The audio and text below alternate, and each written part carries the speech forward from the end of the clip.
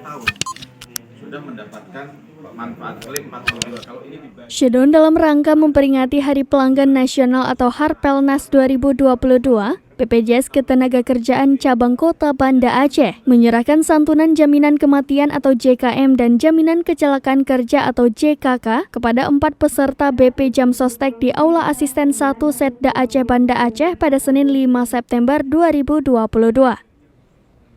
Kepala Kantor Cabang BPJS Ketenagakerjaan Banda Aceh, Syarifah Wan Fatimah mengatakan, santunan itu diberikan kepada 4 peserta BPJS Ketenagakerjaan. Ia mengatakan untuk JKK pihaknya memberikan santunan kepada Agung Setio Budi sebesar Rp173.921.490 serta beasiswa kepada anaknya sebesar Rp87 juta dan almarhum Mahyudin sebesar Rp179.455.700.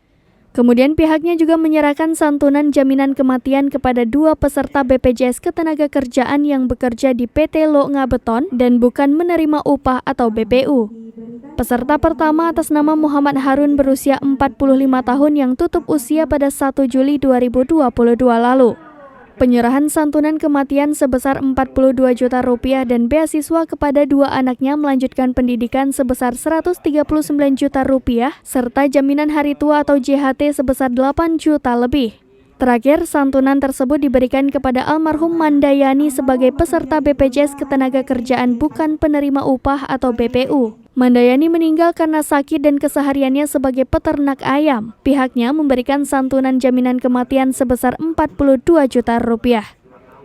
Dari Banda Aceh, Indra Wijaya, Serambi On TV.